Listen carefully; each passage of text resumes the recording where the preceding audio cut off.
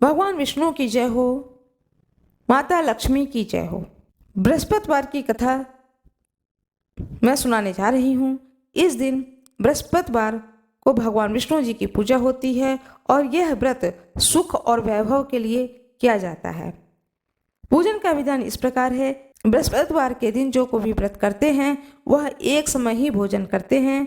पीले वस्त्र को धारण करना चाहिए, पीले पुष्प को भगवान को चढ़ाना चाहिए, भोजन में चने की दाल होना चाहिए, नमक नहीं खाना है।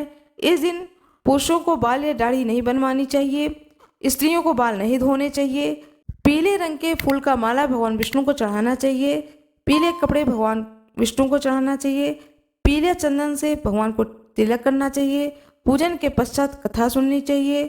जो भी भोग लगाए उसमें चने की दाल हो, मुनक्का हो, गुड़ हो, यह भोग लगाया जाता है। इस व्रत के करने से बृहस्पति भगवान अति प्रसन्न होते हैं।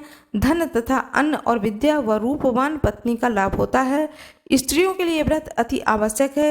इस व्रत में केले का पूजन किया जाता है। कथा सुनाने जा रही हूँ। अपने हाथ में पुष्प और अक्षत ले लें। किसी गांव में एक साहूकार रहता था जिसके घर में अन्न, वस्त्र और धन किसी चीज की कोई कमी नहीं थी, परंतु उसकी स्त्री बहुत ही कृपण थी। किसी भिक्षार्थी को कुछ नहीं देती थी, सारे दिन घर के कामकाज में लगी रहती थी। एक समय एक साधु महात्मा बृहस्पतिवार के दिन उसके द्वार पर आए और भिक्षा की याचना की। स्त्री उस समय घर के आंगन को लीप रही थी। इस कारण साधु महाराज से कहने लगी, हे महाराज, इस समय तो मैं घर लीप रही हूँ, आपको कुछ नहीं दे सकती, फिर किसी अवकाश के समय आना। साधु महात्मा खाली हाथ चले गए। कुछ दिन के पश्चात वही साधु महाराज आए, उसी तरह भिक्षा मांगी। साहूकारनी उस समय लड़के को खिला रही थी। कहने लगी, हे महाराज, मैं क्या करूं, अवकाश नहीं है, इसलिए आपको भिक्षा नहीं दे सकती। तीसरी बार महात्मा आए तो उसने उन्हें उसी तरह से टालना चाहा, परंतु महात्मा जी कहने लगे कि यदि तुमको बिल्कुल ही अवकाश हो जाए तो मुझको भिक्षा दोगी। साहूकार की पत्नी कहने लगी, हाँ महाराज, यदि ऐसा हो जाए तो आपकी बड़ी कृपा होगी। साधु महात्मा जी कहने लगे कि अच्छा, मैं एक उपाय बताता हूँ। तुम बृहस्पतिवार के दिन चढ़ने पर उठो, सारे घर में झाड़ू लगाकर कूड़े को एक कोने में जमा करो, घर में चौका इत्यादि मत लगाओ। फिर स्नान आदि करके घर वालों से कह दो कि उस दिन सब हजामत अवश्य बनवाएं। रसोई बनाकर चूल्हे के पीछे रखा करो। सामने कभी भी खाना बना करके चूल्हे के सामने नहीं रखना है, चूल्हे के पीछे खाना बना करके रखो। सायंकाल को अंधेरा होने के बाद दीपक जलाया करो तथा बृहस्पतिवार को पीले वस्त्र मत धारण करो, न पीले रंग की चीजों का भोजन करो। यदि ऐसा करोगी तो तुम्हारे घर का कोई भी काम तुम्हें नहीं करना पड़ेगा। साहूकारनी ने कहा कि ठीक है महाराज, और उसने ऐसा ही किया। बृहस्पतिवार के दिन जब दिन चढ़ आया तब वह उठी, झाड़ू लगाकर कूड़े को घर में जमा कर दिया। पुरुषों ने हजामत बनवाई, भोजन बनवाकर चूल्हे के पीछे रख दिया। वह सब बृहस्पतिवार को ऐसा करती रही। अब कुछ काल बाद उसके घर में खाने को दाना न रहा। थोड़े दिनों में महात्मा फिर आए और भिक्षा मांगी, परंतु सेठानी ने कहा कि महाराज, मेरे घर में खाने को अन्न नहीं है तो मैं आपको क्या दे सकती हूँ। तब महात्मा ने कहा कि जब तुम्हारे घर में सब कुछ था तब भी तुम कुछ नहीं देती थी, अब पूरा पूरा अवकाश है तब भी कुछ नहीं दे रही हो, तुम क्या चाहती हो। तो वह बोली। तब सेठानी ने हाथ जोड़कर प्रार्थना की कि महाराज, अब कोई ऐसा उपाय बताओ कि मेरे पहले जैसे धन मेरे घर में भर जाएं। अब मैं प्रतिज्ञा करती हूँ कि अवश्य ही जैसा आप कहेंगे वैसा ही करूंगी।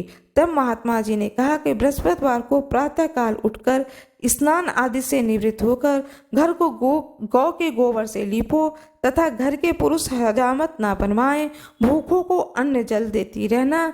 ठीक सायंकाल दीपक जलाओ। यदि ऐसा करोगी तो तुम्हारी सब मनोकामनाएं भगवान बृहस्पति जी की कृपा से पूर्ण होंगी। सेठानी ने ऐसा ही किया और उसके घर में धन वैसा ही भर गया जैसे पहले था। इस प्रकार बृहस्पति भगवान की कथा से अनेक प्रकार के सुख भोग कर दीर्घ काल तक जीवित रही। भगवान बृहस्पति की जय हो, महात्मा जी की जय हो। अब मैं दूसरी कथा सुनाने जा रही हूँ। जो आपके हाथ में पुष्प है, चावल है, उसे भगवान बृहस्पति भगवान के सामने, प्रतिमा के सामने अर्पित कर दें।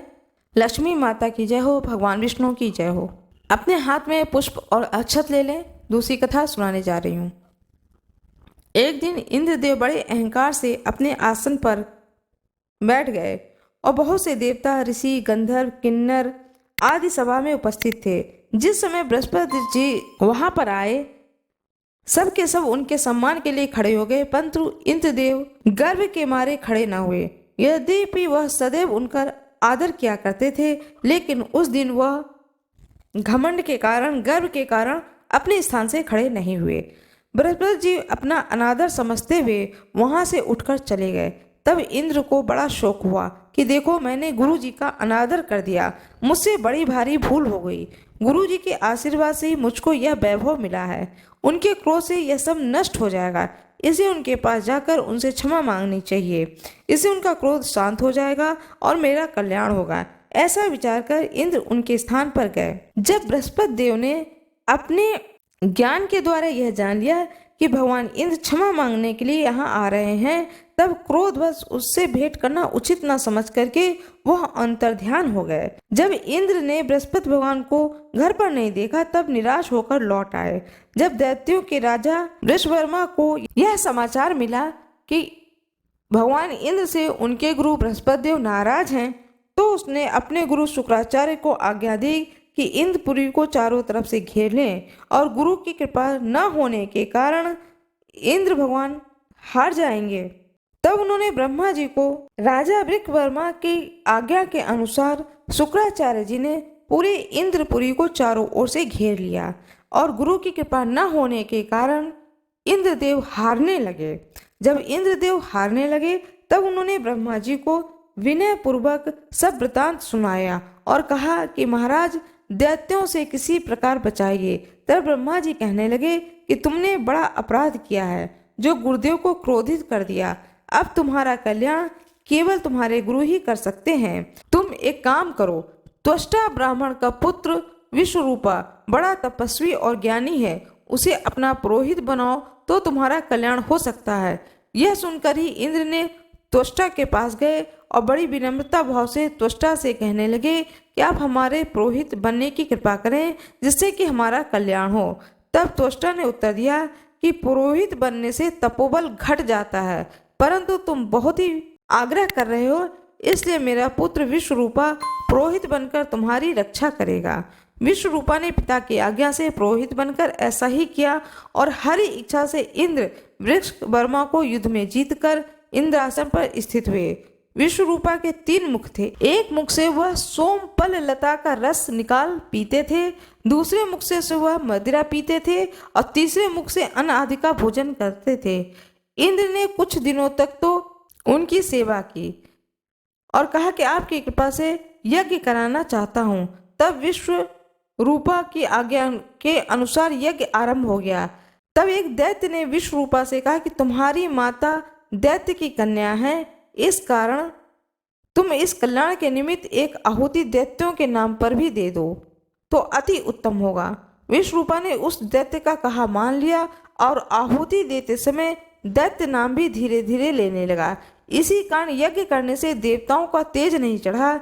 इंद्र ने यह वृतांत जाना तो क्रोधित होकर विश्वरूपा के 3 सर काटे।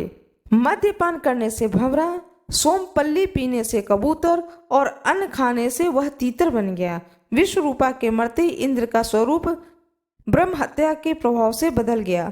देवताओं ने 1 वर्ष तक पश्चाताप करने पर ब्रह्म हत्या का वह पाप न छूटा, तो सब देवताओं के प्रार्थना करने पर ब्रह्मा जी बृहस्पति जी के सहित वहां आए। तब ब्रह्मा हत्या का 4 भाग किया, उनमें से 1 भाग पृथ्वी को दिया। इसी कारण कहीं कहीं धरती ऊंची नीची और बीज बोने के लायक नहीं होती है। साथ ही ब्रह्मा जी ने यह वरदान दिया कि जहाँ पृथ्वी पर गड्ढा होगा, कुछ समय पाकर स्वयं भर जाएगा। दूसरे वृक्षों को दिया कि उनमें से गोद बनकर बहता है। इसी कारण गूगल के अतिरिक्त सब गोंद अशुद्ध समझे जाते हैं। वृक्षों को यह वरदान दिया कि ऊपर से सूख जाने पर जड़ फिर से फूट जाती है। तीसरा स्त्रियों को दिया। इसी कारण स्त्रियां हर महीने रजस्वला होकर पहले दिन चांडालिन, दूसरे दिन ब्रह्मघातनी और तीसरे दिन धोबिन के समान रहकर चौथे दिन शुद्ध होती हैं और संतान प्राप्ति का वरदान प्रदान किया। चौथा भाग जल को दिया, जिससे फेन और सवाल आधे जल के ऊपर आ जाते हैं। जल को यह वरदान मिला कि जिस चीज में डाला जाएगा वह बोझ में बढ़ जाएगी। इस प्रकार इंद्र को ब्रह्म हत्या के पाप से मुक्त किया गया। जो मनुष्य इस कथा को पढ़ता या सुनता है उनके सब पाप बृहस्पति भगवान की कृपा से नष्ट हो जाते हैं। बृहस्पति भगवान की जय, भगवान विष्णु की जय, माता लक्ष्मी की जय हो। जो आपके हाथ में पुष्प है, चावल है, उसे भगवान बृहस्पति भगवान के सामने, प्रतिमा के सामने अर्पित कर दें। इस कथा को करने के बाद में आरती करें। अपने पूरे परिवार सहित आरती करने के बाद जो प्रसाद का भोग लगाया है उस प्रसाद को सभी को दें। और रात में जब आप अन्न ग्रहण करें उस समय उस प्रसाद को आप भी ग्रहण करें। जो व्रती हूँ वह पहले उस प्रसाद को लें, उसके बाद अन्न को ग्रहण करें। मेरा यह वीडियो कैसा लगा कृपया कमेंट बॉक्स में ज़रूर बताएं। वीडियो को लाइक ज़रूर कर दें। कृपया वीडियो को सब्सक्राइब जरूर कर दें। बेल आइकन दबाना न भूलें। जो कोई भी इस वीडियो पर नए हों वीडियो को लाइक जरूर करें। धन्यवाद।